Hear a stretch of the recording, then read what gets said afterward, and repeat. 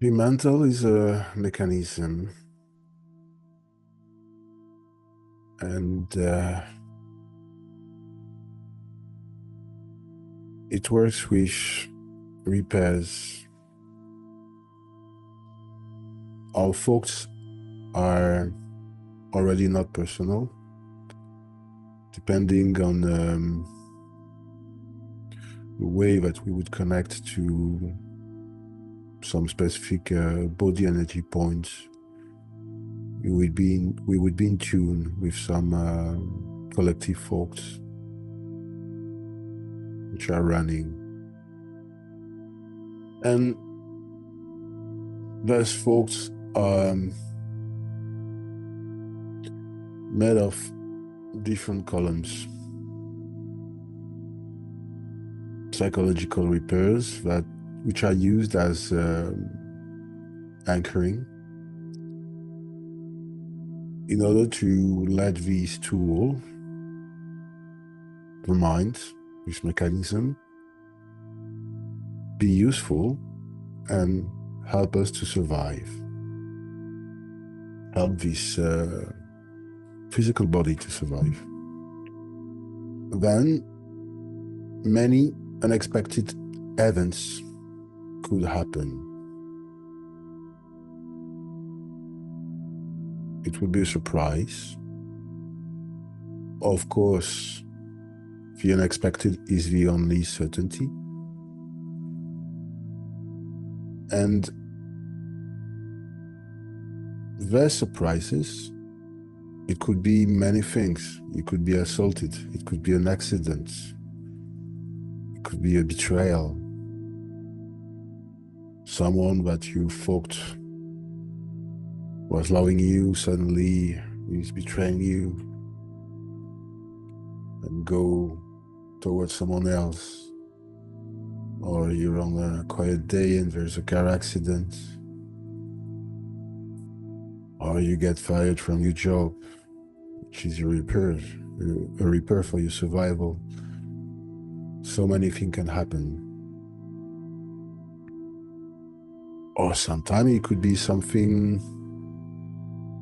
quite ordinary that could happen, which is still rebouncing throughout your memory and put in surface some ancient traumas, surprises, and accidents.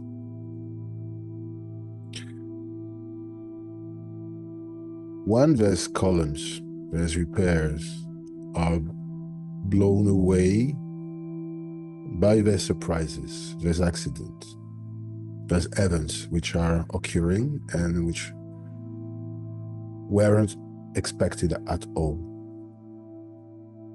there would be a gap, somehow a void, a breach in this subtle mechanism, sophisticated and yet fragile and vulnerable, which is your mind. And this will create a feeling of panic, a threat. This mechanism would turn on the alarm. This physical body is in danger, or allegedly in danger. And as soon as the structures of this mind wouldn't have been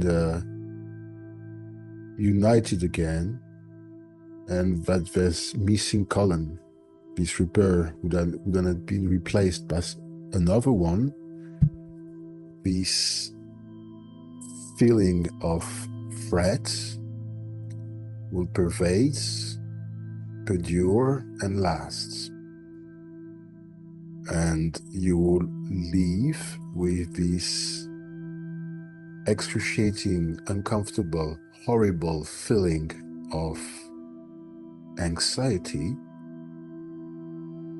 Sometimes it could last for years, and sometimes It lasts forever.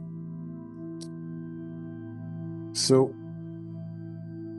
there's many ways to heal those traumas. One way is to understand what is the subconscious mind. When a trauma occurs, a flow of information suddenly rise and is perceived not any longer by your conscious mind, but by your subconscious mind. The subconscious mind never sleeps. It perceives all the informations 24 hours. It takes everything literally, and it doesn't work with words. It works with symbols.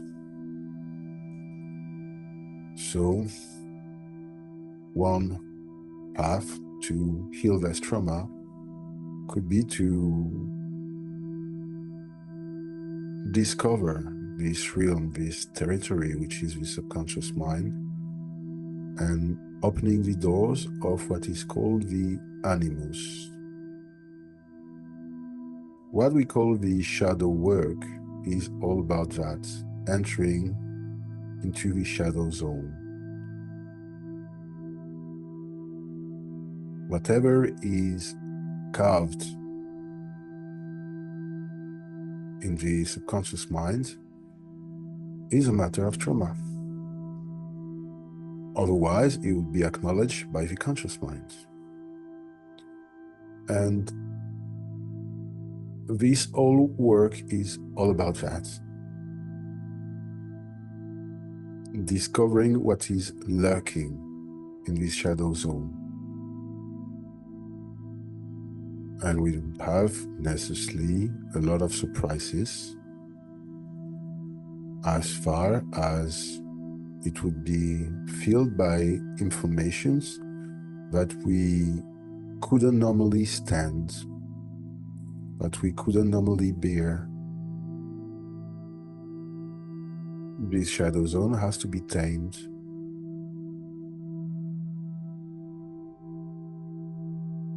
Some instrument could be used in order to discover this shadow zone. This instrument could be shamanic.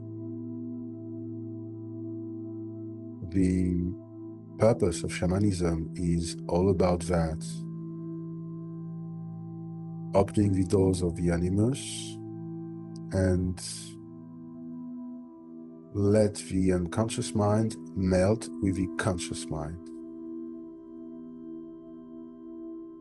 This work of shamanism is about understanding that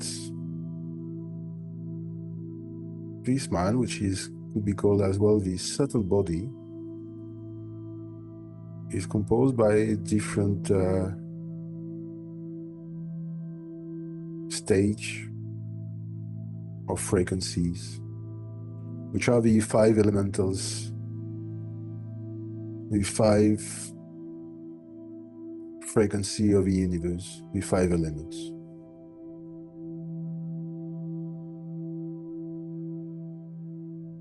By discovering the powers of the earth, we discover our understanding and needs for security.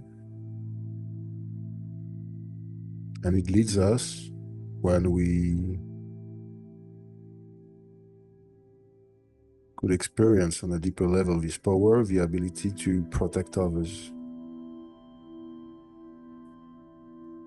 The frequency of the water is linked with our sexuality. It's all about understanding our desires. But ultimately, when this frequency is understood and developed, it's all about learning how to be authentic, how to be real, and to develop our ability to be an empath. And it would go through all this series of traumas, all those memories, we would be shoot, digest, and transcend it. Same with the wind, same with the fire, and the metal as well. That's the power of shamanism. And there's several shamanic tools. And eventually this tool could be combined, and this element could be combined as well, simultaneously, rather in order to heal others or yourself, or in order to attract, manifest. Then, this understanding of the subtle body is intricated, of course, with the understanding as well of our physical body.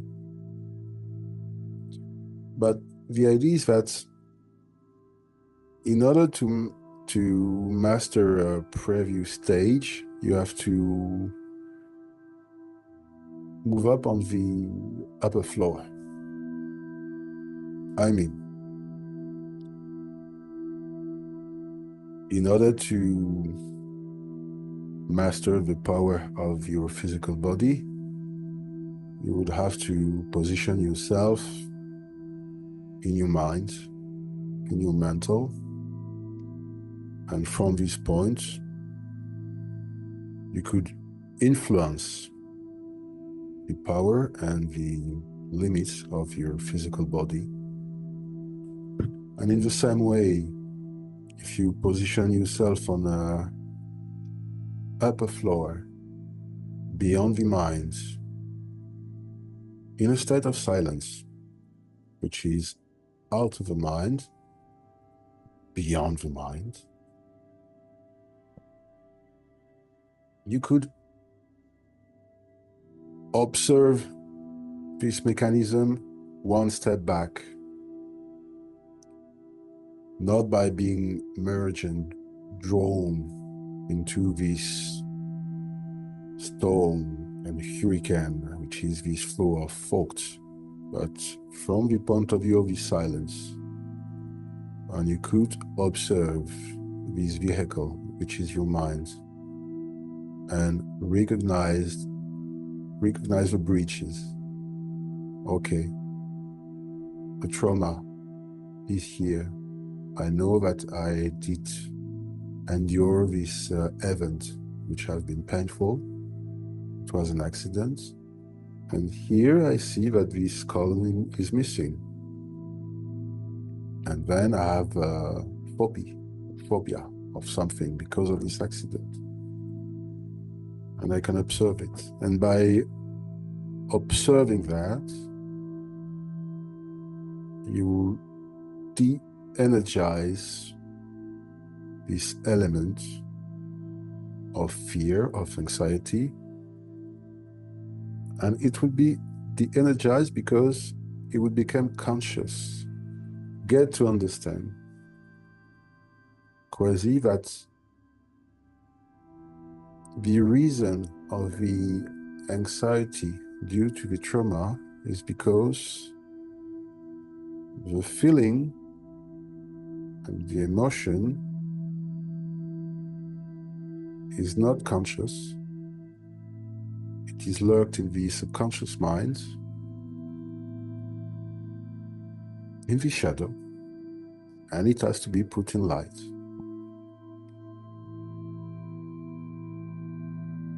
Manifesting is accepting whatever is. If you want to manifest on a supernatural way and be the witness of spectacular events, incredible things happening around you, it's all about acceptance, and therefore it's all about positioning yourself as a witness. The problem is not, in a matter of fact, how to manifest, how to provoke supernatural things, because incredible and supernatural things would happen spontaneously. That's the nature of the universe, to be unpredictable, and the universe is not deterministic. Scientists, physicists,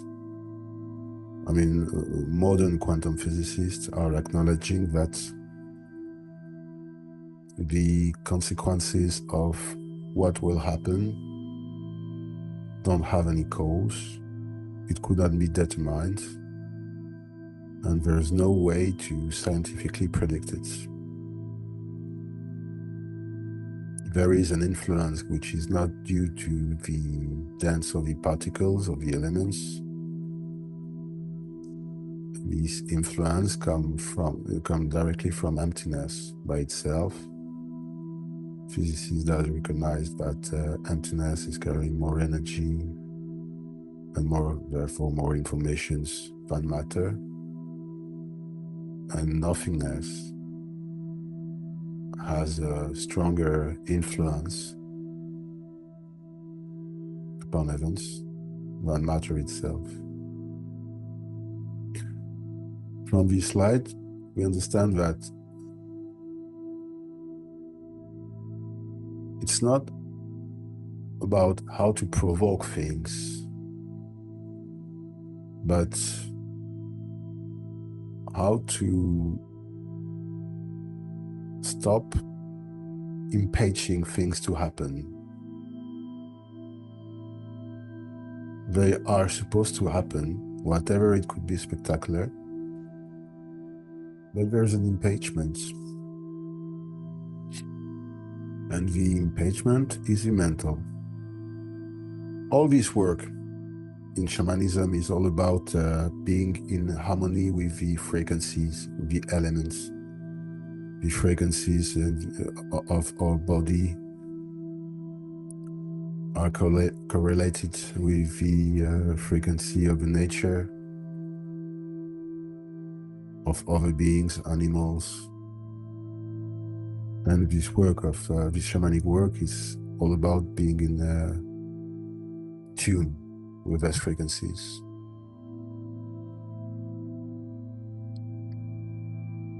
But there is this problem. We have this tool in our hands, this vehicle, which is the mental, and get to understand the mental and the subtle body are the same thing. The shaman would use the subtle body on a non-conditioned way.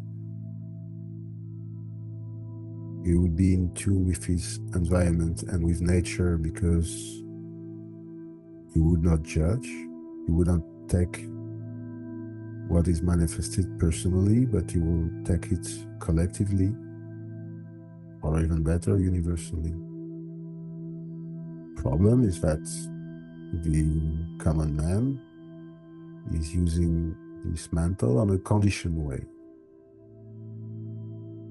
with flow of thoughts. And the peculiarity of the mantle, as far as his duty is to protect the physical body, is to reduce the risk. And then, by definition, whatever happened, the mental will say, no, I don't want. No, it's dangerous.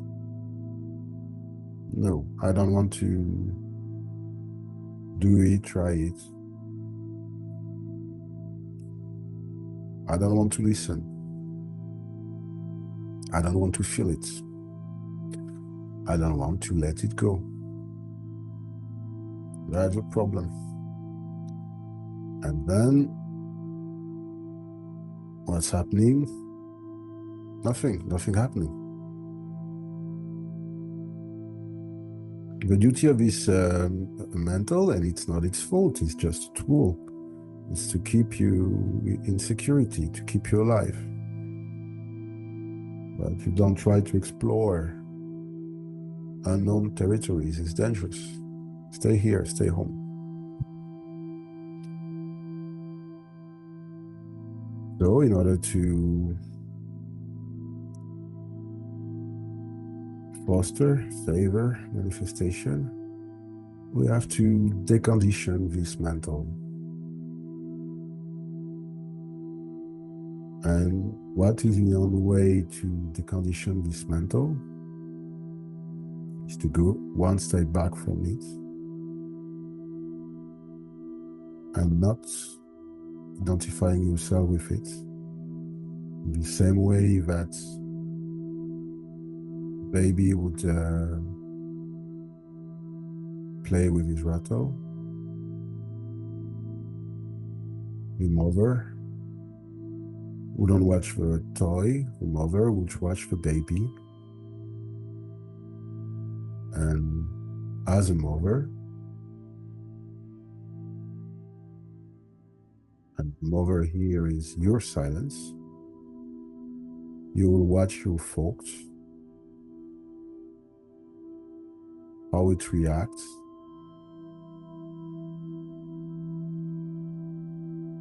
The shaman would not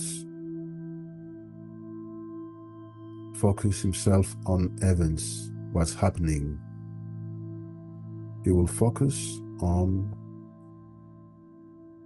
how these folks, how this mental, this mind is reacting to this event.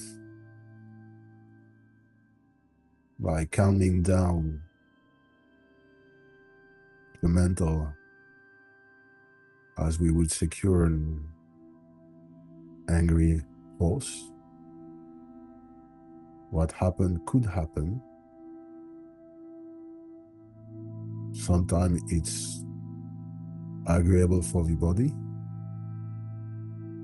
or sometimes it may be disagreeable, and yet it could still be interesting. But what happened would be perceived without any judgment. And in this way, what could happen, what could be done, however it could appear as spectacular, wouldn't be perceived with judgment.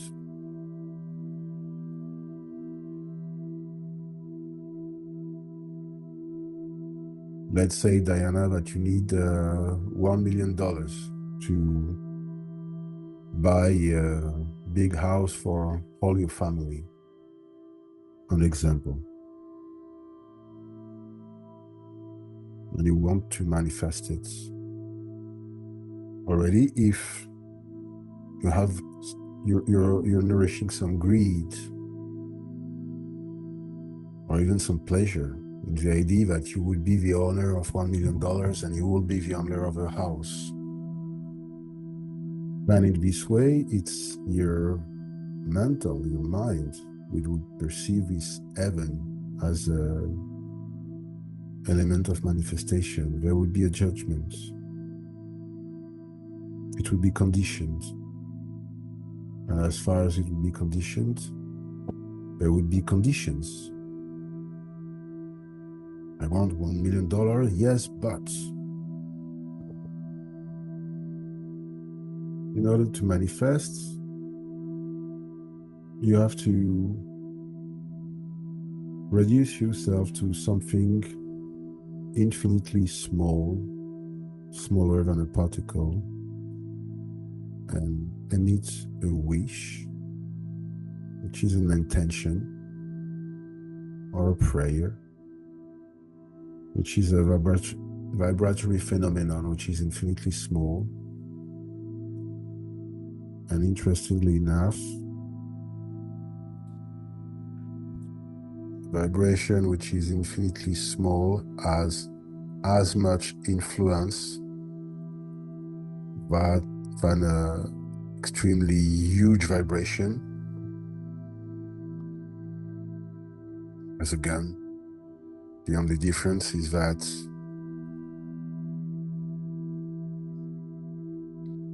This vibration, which is infinitely small, would take more time to develop its influence and pervades its environment. But it could be called the domino effect. This variable small vibration would influence a larger one, and this larger one would influence a huge one, and it would happen spontaneously, and it would be done without any efforts. Something which is so important in order to manifest. It has to be done with humility. You have to be humble. As far as you do it for yourself, this you wouldn't be your real self, which is your silence, but it would be this vehicle, this mechanism, this car, this red car, which is your mind, which is pretending that it's the driver. The car is driving itself, and it chooses where to go and what to do. What is the place of the driver then? The driver would sleep, and then you would not recognize your own silence.